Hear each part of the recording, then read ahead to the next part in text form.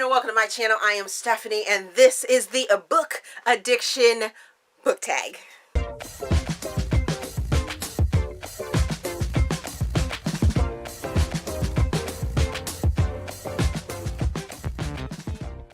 So I said that this was a book tag, but I'm not exactly sure if it's a book tag or what, but I saw this over on my bookish friend from Twitter. She has a blog, Stormy Reads blog, and I decided to adapt it to the focal point of YouTube in my channels and everything like that. I think this is more of a discussion. I pulled this quite some time ago, a couple months ago, and now I'm looking... I haven't prepared any of these questions, so it's gonna be real off the cuff, y'all. Just letting you, giving you a heads up. None of this is prepared. So I'm not sure if I'm going to be naming off any books or anything like that. But if I do, make sure that you check the description box, because I will leave a list of books mentioned and their affiliate links down in the description box. And the affiliate links is just so that you guys can help me out a little bit, and it's at no extra cost to you. Also in the description box is my Patreon information, where I'm doing a whole bunch of behind the scenes stuff. But that's not what you're here for today, are you? So this book addiction tag, I thought the questions were wonderful and decided to do it. I thought I had done it already, but obviously I hadn't, so I'm going to do it for you guys now. The first question is, what is the longest amount of time you can comfortably go without picking up a book? This is such a funny question, because since the beginning of the week, and my weeks start from Sunday to Saturdays, I actually have not finished a book at all whatsoever this week. And since this is going up on Thursday, I am hoping, fingers crossed, that I get at least 2 or 3 books done over on Wednesday and Thursday when you guys are seeing this video. But we never know. Make sure that you're checking my Instagram and my Twitter and everything like that to find out if I actually finished a book this week. Question number 2 is, how many books do you carry on your person or Kindle at any one time? So I actually have 3 different devices in which I carry books on. I have 2 Kindle Paperwhites and a Kindle Fire, and of course I have my phone, so technically that's 4 devices that I could have books on, and I am able to access my entire Kindle cloud as long as I have Wi-Fi. So I have over 7,000 books on there that over the years that I have either purchased or downloaded or had as documents given to me because they're ARCs and things of that nature. So there may be some duplicates. There probably are duplicates there into that 7,000 number. But that is the overall cloud that I have. But in one particular time, I have found that the best way to keep your Kindle running properly is to not carry more than 300 to 400 books on any device. Otherwise, you start getting a little sticky. They start to want to reset themselves or turn themselves off, or they use more power, and it just gets real finicky. So I do that every single year. January 1st, I go and I erase my entire Kindle book catalog that's on my Kindle on the device itself, and then I go and I pick books out and start the year over again. So 300 to 400 books. Long-winded answer, but there you go.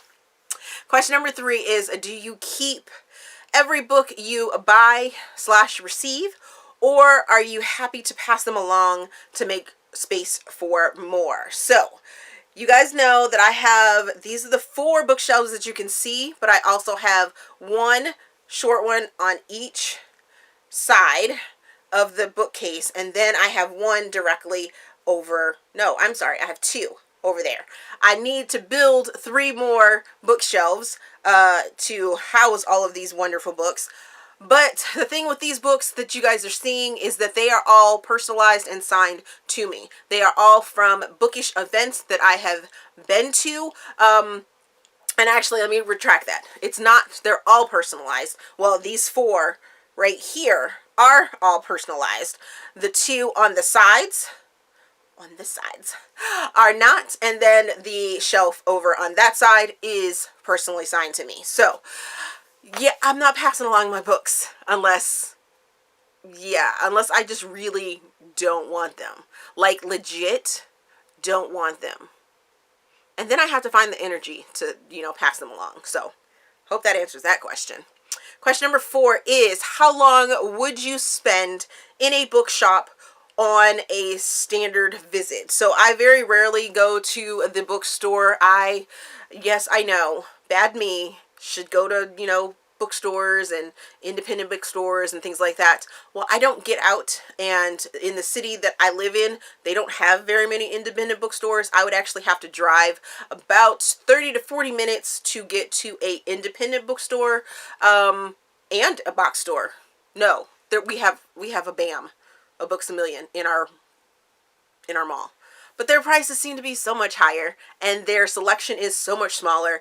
They carry traditionally published books, and I tend to like my indie books a little bit better. So getting them on Amazon or directly from the author is the route for me to go. So when I do go into a bookstore, 5-10 minutes, it's not really a big thing for me to go to a bookstore. Question number 5 is, how much time per day do you actually spend reading? I spend, well, let's see. Before I lost my job, I would spend sort of every waking sort of moment that I could reading. So if I was in my car and I didn't have anybody with me, I would listen to an audiobook. When I went to the bathroom at work or before work, at home, when I go to the bathroom, I take my Kindle or things like that. Well, now that I am jobless, I can actually take an entire day and read. If I don't have anything else going on, if I'm not doing a video for YouTube or doing a post for my Patreon or catching up on some book-ish stuff like posting reviews or posting promotions and things like that over on Instagram. A lot of those things, a lot of the smaller things like the Instagram and the reviews and stuff like that, I can do while I'm reading. So I'm able to multitask. But I can spend an entire 8 to 10 hours while my kid is at school reading books. I have done it since I no longer have a job. Question number 6 is, where does the task picking up a book appear on my daily to-do list? And I guess we can break this down into when I had a job and when I don't, now that I don't have a job. When I had a job, it was picking it up right before I got out of bed in the mornings, so 30 to 45 minutes in the mornings, and then I would always read while I was going to sleep. Or if I was alone and able to work as well as listen to an audiobook, I would have one in. Now that I am jobless, it is on my to-do list like all the time. If I can get a couple minutes to read, I'm going to read. At my son's swim practices, while he's at school, in social settings where I'm not being engaged, I will read a book. I will pull out my Kindle and have no shame whatsoever. Question number 7 is, how many books do I reckon I actually own in total to include ebooks? So like I said earlier, I have about 7,000 ebooks on my Amazon cloud, and I have never thought to actually count all of these. It's too much work, and I was going to do a online sort of library thing where I scan all the barcodes on these and then, upload it to whatever server they had, but that got tedious too. I got to like 15 and was like, I'm tired. It's taking me an hour just to do these 15. I'm good. So I'm not even going to try and guess. I'm dreading if I ever have to move or to build those other 3 bookshelves. That's going to be a task, because then that means I have to reshuffle everything. Number 8, approximately how often do I bring books up in conversation?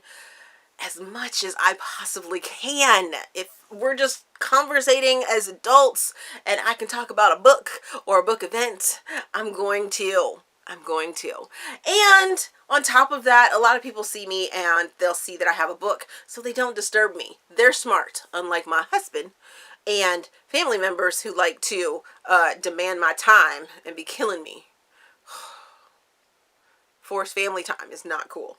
But then again, it depends on the crowd, because I read romance. Romance isn't for everyone, but I have read some other genres outside of romance that I can, suggest and things like that, or that I can discuss. But my in-life real people that I actually deal with, they all claim to be too busy to be reading. So, okay. Question number 9 is, what is the biggest book page count I have finished reading? And according to my Goodreads, I still believe Outlander is the longest book that I have read.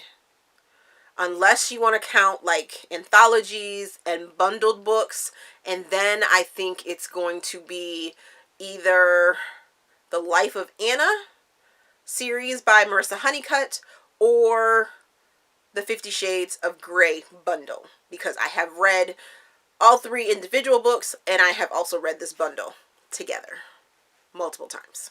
Question number 10. Is there a book I had to get my hands on against all odds? Searching bookshops, online digging, etc. I guess I can put The Kingmaker by Kennedy Ryan. I had to jump through some serious hoops to make sure that I got this book. I thought I had signed up on the ARC team and everything like that, and then I started seeing other bookish friends talking about, I read it, it's so good, I can't wait. And I was like, excuse me, where's my copy? I know I signed up. I'm pretty sure I signed up. It's on my calendar. Why haven't I gotten my ARC? And once I reached out and I talked to the promoters, they ended up giving me my copy. So I guess that falls into that one. Question number 11. A book you struggled to finish but refused to DNF. Oh, I haven't mentioned this book in a while, but I'm sure you guys know there have been a couple books that I guess you could say, quote unquote, hate read. And I'm going to give you them both because, oh wow, there's 3 of them. Wow, that list is long. So this year specifically, because I can't deal with the drama, so I'm not going to get into the ones that I've done in the past. This year alone, I have 2 books in which I legit hate read and really pushed myself through. The first one is Faker by Sarah Smith, and I couldn't. It was just too much for me, and I couldn't take the continual obsession with how pale this guy's white skin was. Oh my goodness, the main character. Couldn't do it. And it just was it, but I finished it. As well as, I know I'm going to get the pitchforks on this one, but Red, White, and Royal Blue by Casey McQuiston. This one right here, it had moments in which I was like, oh, I'm here for this story. I'm loving this story and I'm enjoying this story. But that was only after I got through the parts where I was like, oh, why this?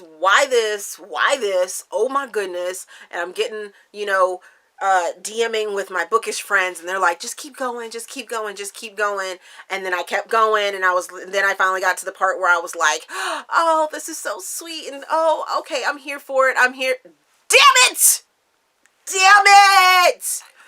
Now I'm not. why do we have to do this again? Why? And then, oh, this is okay. I like this part. I wish we could get rid of that middle and that beginning, and just focus on these. And oh, that's really damn it. Why? Once again. So that whole book just, yeah. Question number 12 is, what are my main book goals for 2019? Well, 2019 is almost over, and I'm pretty sure I have hit a whole bunch of my goals that will be part of my wrap-ups that I'm starting to prepare and write up words for, and get plans for the whole 2019 end of 2019 slew of videos that I have to get together and do and stuff like that. But I have already started doing goals for 2020, and some of those goals will be in that video as well. So just be on the lookout. I will have an entire video of goals for 2020 and to see if I achieved the goals that I set in 2019. Question number 13 is, have you ever had the privilege of converting someone into a reader? Maybe an inspiration or incessant nagging has occurred. So I would have to say, I think I have. I have some in real life friends that definitely come to me and are like, okay, I've been secretly following your Instagram and I see that you're reading this right now, or you read this a couple weeks ago, and what are your further thoughts on it? I love those conversations. Love them.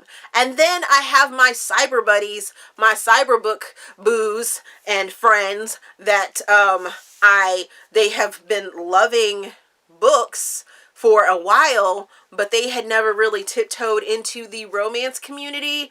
And I do have some proud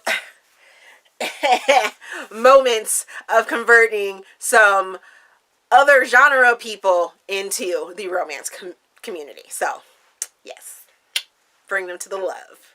Bring them to the love.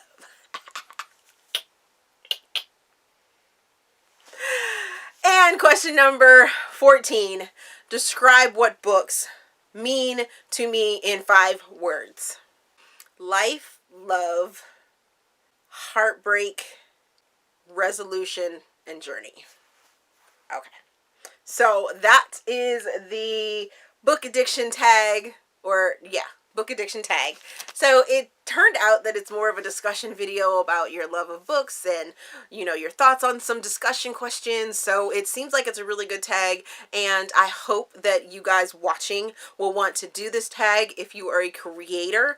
And if you're not a creator, feel free to do it as a blog, and I will leave all that information down in the description box. So if you want to write out your answers and give it out to your followers and stuff like that, your supporters, feel free to. I am going to tag a couple people here and make sure I'm going to tag them over on Instagram or on Twitter, not Instagram, on Twitter as well, which is Bree from Bree Hill. I don't know which format she's going to do this tag in, but either way, I'm looking forward to it. Hey, Editing Stephanie here. So I'm going through doing my notes for today's video and found that Bree has actually already done this tag in her blog post, so that is what will be linked down in the description box for you guys to go check out, so you can see her answers for this. And yeah, and I can't find Stormy's actual blog post to link in the description box,